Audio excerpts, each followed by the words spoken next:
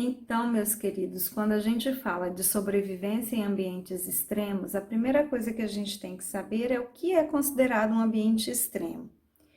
Ambiente extremo é aquele ambiente que sua variação, né, a variação dos seus fatores para mais ou para menos, pode interferir na qualidade de vida dos seres que ali habitam. Então, se eu tenho uma temperatura muito elevada, uma temperatura muito baixa, uma pressão, uma luminosidade, então esses fatores, os seus extremos, eles vão interferir diretamente na qualidade de vida dos seres que habitam aquele espaço. E é importante a gente sempre pensar assim, que mesmo havendo um ambiente extremo, nós não podemos considerá-lo como estéril, porque há possibilidade de vida nos mais diversos e extremos ambientes do planeta Terra. Então, esses seres, eles são acostumados com a variação de todos esses fatores citados, salinidade, umidade, luz, falta ou excesso de uma determinada substância ou de um determinado recurso, dentre outros. Esses seres são considerados seres extremófilos justamente por sobreviverem em ambientes extremos. Bom, como são muitos ambientes e muitos fatores, eu elegi alguns desses fatores para a gente discutir e mostrar alguns exemplos de organismos adaptados. Então, começando por ambientes secos, né, onde a falta d'água é a dificuldade. Então, qual é a solução de todos os seres que vivem nesse ambiente? Fugir do calor. Então, muitos sobrevivem por conta desse abrigo no subsolo, por exemplo, os animais, né? Que é um lugar que tem bem menos sol, mais umidade, e eles conseguem driblar a perda de água por conta desses recursos. Então, aqui alguns exemplos, né? O sapo do deserto, em épocas de seca, ele consegue se enterrar a quase 1 metro de profundidade e permanecer ali por vários meses, para manter a qualidade de vida, mesmo porque os sapos, os anfíbios, eles também respiram, eles trocam gases também pela pele, eles precisam dessa umidade da pele para realizar parte de sua respiração pulmonada e também cutânea. As plantas, elas têm muitas estratégias também para sobreviver. Então, algumas plantas, elas apresentam raízes profundas para obtenção de água, né? Algumas, por exemplo, o cacto, ele é capaz de armazenar água no caule. Ele tem folhas modificadas em espinhos para evitar a perda excessiva por transpiração, por exemplo, né? Formigas e cupins, que são animais abundantes nessas regiões, né? E são os principais invertebrados, são insetos do deserto, mas também no deserto também a gente encontra aracnídeos, né, e outros seres invertebrados que não são insetos.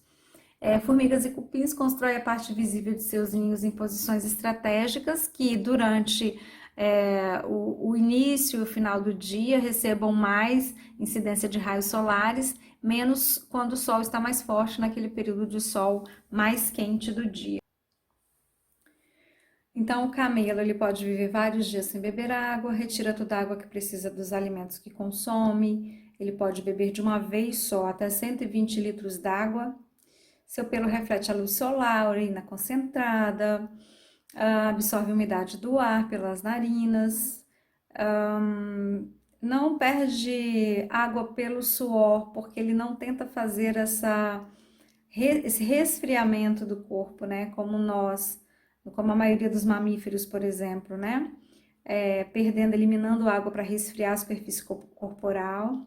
Então, ele não faz isso. E uma curiosidade é que as girafas e os ratos, às vezes a gente pensa muito que o camelo é um animal que consegue ficar muitos dias sem beber água, mas existem outros que também conseguem. Então, o camelo, ele, por muitos anos, as pessoas acreditavam que, antigamente, né, as pessoas acreditavam que o camelo era capaz de armazenar água em suas corcovas, né? E depois descobriu-se que não, que aquilo é um acúmulo de gordura, mas essa gordura, curiosamente, ela pode entrar numa via metabólica e ser convertida em água na presença de oxigênio. Então, de certa forma, é uma gordura que ela pode ser sim transformada em água em casos extremos. Então, vamos seguir adiante com outras curiosidades do camelo. As corcovas armazenam gordura, como dito anteriormente, mas que pode ser convertido em água a partir da ação com oxigênio, podem sobreviver a condições climáticas adversas, uma flutuação enorme, então isso aqui a gente pode até considerar um animal de ambiente variante também, né? 50 graus no verão durante o dia e menos 29 no inverno durante a noite. Os cílios protegem seus olhos de tempestades, as patas são adaptadas para não afundarem na areia, as narinas também são adaptadas para tempestades de areia, então são muitas adaptações. É um animal extremamente adaptado ao ambiente que vive. Então, isso é seleção natural. Ele não se adaptou para sobreviver ali. Apenas os indivíduos adaptados sobreviveram e deixaram descendentes. Quais são as dificuldades, então, para sobrevivência em ambientes frios, né? Dificuldades: temperaturas muito baixas, né? Alta incidência de raios solares, ultravioleta e pouca chuva. Solução: muitos seres, eles migram no inverno, passam por variações fisiológicas, metabólicas, por exemplo, o sangue se conserva líquido, não congela em alguns animais, produção de hormônios como adrenalina para aumentar o batimento cardíaco. Alguns animais se abrigam no mar, porque às vezes até o mar é mais quente do que o ambiente externo, e várias outras adaptações. As plantas, né, são rasteiras, então eles falam assim, eles chamam de vegetação de tundra mesmo, que são aquelas plantas bem rasteiras, musgos, líquens, gramíneas. Como o continente ele é pouco coberto de gelo e neve, existe uma competição de flora terrestre, né? Então a flora ela vai competir nesse ambiente por recursos, né? Até luminosidade e recurso mesmo, matéria orgânica, minerais, para sobrevivência e para realização e processo de fotossíntese e produção do seu próprio alimento. Então, aqui um exemplo de uma espécie muito adaptada a regiões muito frias, que é um líquen na Antártida, que continua a fazer fotossíntese em um frio de 10 graus negativos.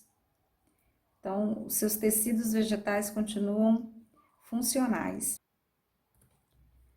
Animais pequenos possuem normalmente pequena quantidade de água e muitos apresentam uma estratégia mesmo que evite o congelamento dessa água, né? Mesmo abaixo de dezenas de graus. Então, um exemplo aqui é essa mosca do Ártico, que suporta até 56 graus abaixo de zero antes de congelar. Animais maiores normalmente migram, né? Então, aqui a gente tem uma exceção, que é o pinguim imperial, que durante o inverno ele fica chocando os seus ovos. Animais da microbiota também, né? Outro grupo de animais que habitam regiões geladas durante o inverno são os microscópicos ácaros e colêmbulos, que são artrópodes microscópicos. Os colêmbulos, eles são muito parecidos com os insetos, são parentes, mas não são insetos. Então, outro inseto aqui, né, que suporta até menos 100 graus, ele se congela, ele tem a capacidade de se congelar lentamente, ele vai congelando seus tecidos lentamente para esses tecidos suportarem esse congelamento sem se romper.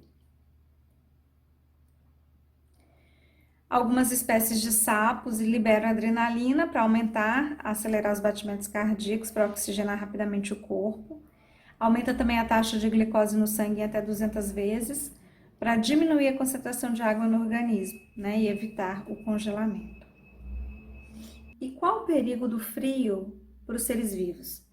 É o congelamento dos tecidos vivos, porque todos os seres vivos são compostos em uma porção de água. E se eles têm os tecidos congelados, eles podem ter a perda da qualidade desses tecidos, né? Isso pode comprometer a vida desses seres. Então, pode congelar as células somente, todos os vasos, pode impedir a circulação do sangue, rompimento desses vasos por conta do aumento do volume, porque a água congelada ocupa um volume maior, então isso pode romper os vasos, romper as células e levar à morte. A pressão atmosférica também é um fator importante para a sobrevivência dos seres vivos. Existem seres que são adaptados, muito bem adaptados a altas ou baixas pressões. Uma regra para vocês nunca esquecerem onde a pressão atmosférica é mais alta ou mais baixa é simples. Locais onde o ar é muito rarefeito, por exemplo, grandes altitudes, a pressão atmosférica é baixa. Por quê? Pensa que tem menos oxigênio. Pensa assim, menos oxigênio, menos partículas de gases naquele ar. Então, se tem menos, ele é mais rarefeito. Se ele é mais rarefeito, ele tem menos pressão daqueles gases sobre os objetos, tá? Então, tem menos oxigênio sobre você, menos outras substâncias, menos outros gases. O ar é rarefeito, menor pressão.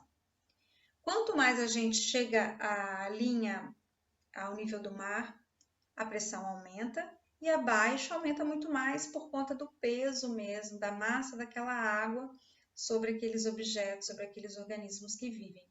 Então, os seres que vivem em regiões abissais muito profundas são seres que estão ali sob altas pressões.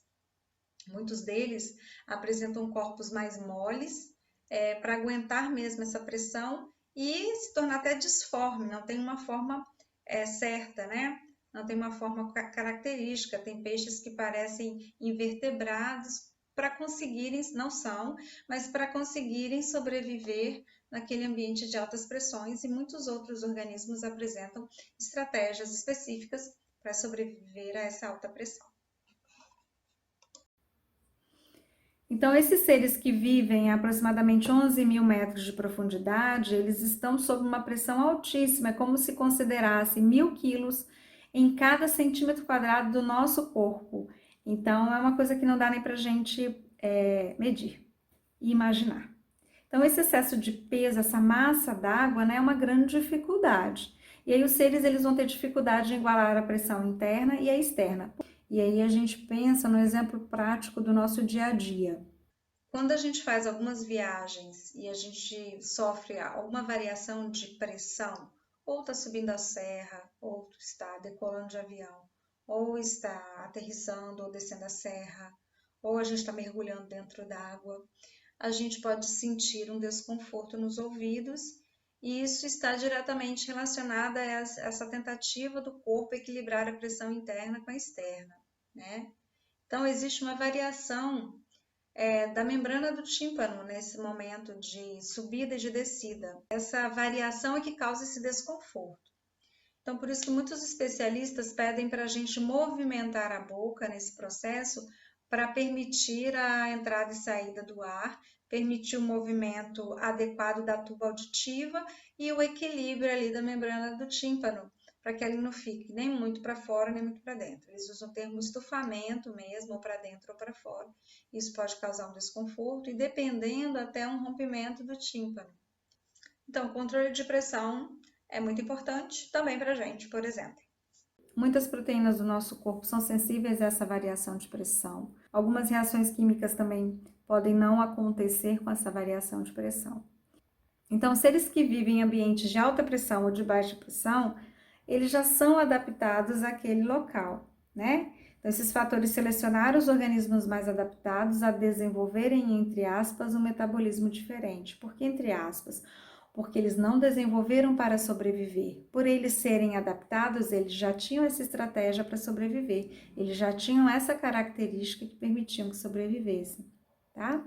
Então, só para reforçar com vocês que quando eu falo variação de pressão, eu tenho que alterar esse termo atmosférica, porque quando eu falo de pressão abaixo do nível do mar, já não se trata mais de pressão atmosférica. Então, até o nível do mar, a gente trata como pressão atmosférica. Então, nas regiões abissais, abaixo do nível do mar, muito abaixo do nível do mar, existe um material mais aquecido, que jorra, que está disponível, que torna aquele ambiente inóspito para muitas espécies, mas para outras não. Então, jorram materiais superaquecidos, formando novos solos e separando as placas tectônicas. A água pode ultrapassar os 350 graus. Lá a gente pode encontrar bactérias, moluscos gigantes, ciris, peixes e vermes tubulares, outros animais, outras espécies, outros seres vivos extremamente adaptados, capazes de utilizar como fonte de energia ferros e sulfetos, que emergem junto à água quente. Lembrando também que parte da matéria orgânica, grande parte dessa matéria orgânica é disponível na região abissal, vem de cima, vem da superfície. Essa matéria orgânica ela vem se degradando lentamente até se acumular nessas regiões mais profundas. E aí eu trago aqui uma curiosidade, né? Eu não sei se todos conhecem o tardígrado ou o urso d'água. Foi considerado o animal mais resistente do mundo. Ele é um animal microscópico, ele é muito pequenininho. Ele vive normalmente em líquens, musgos mesmo, de tão pequeno que ele é, para vocês terem uma noção. Eu vou ler uma frase que é do New York Times e que retrata bem o que é o tardígrado, para vocês entenderem. Então, eu vou ler para vocês a matéria, fala mais ou menos isso. Resistentes, tardígrados sobrevivem ao espaço e a temperaturas extremas. E eles falam uma frase que eu achei fantástica. Você conhece algum outro bicho que foi ao espaço do lado de fora do foguete e voltou para contar história? É mais ou menos isso que aconteceu com os tardígrados. Além de suportar por 10 dias o vácuo e a intensa radiação espacial, os bichos ainda aguentam temperaturas próximas ao zero absoluto, que é aproximadamente 273 graus Celsius, e mais quentes que água em fervura. Então, a variação de temperatura que ele suporta é impressionante.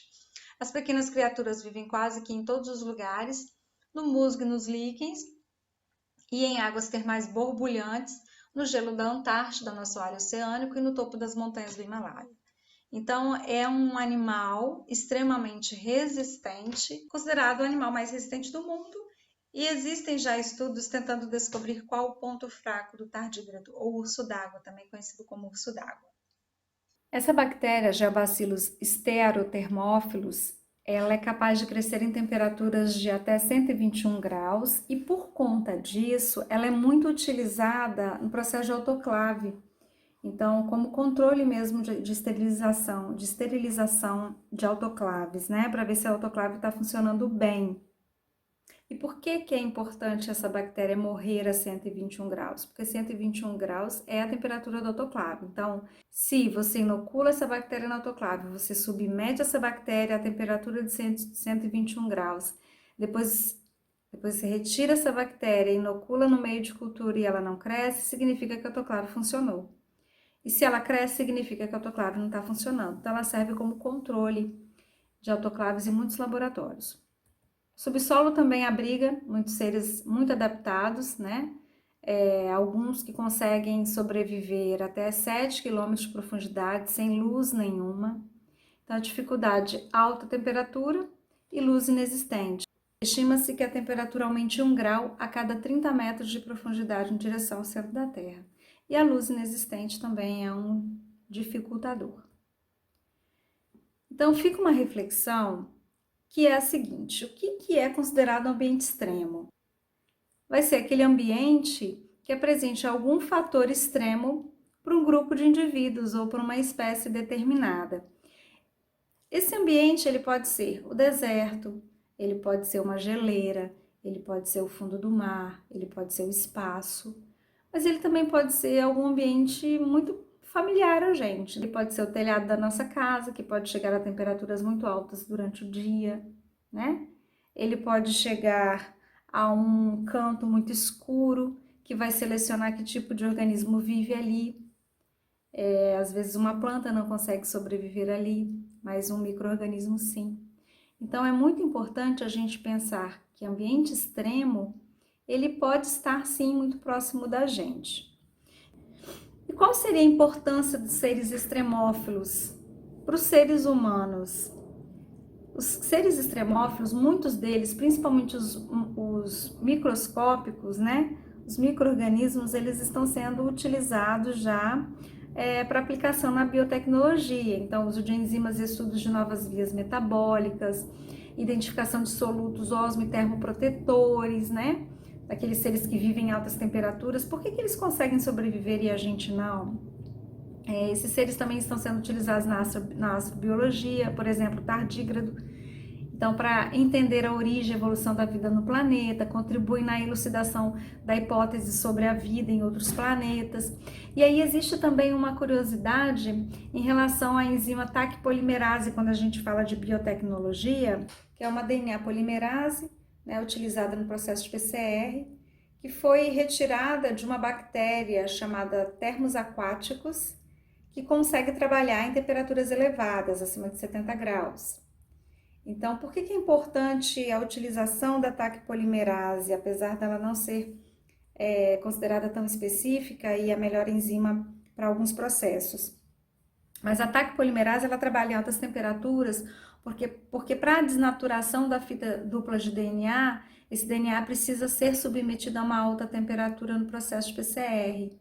Então, é muito importante essa enzima, né, DNA polimerase, trabalhar sob altas temperaturas.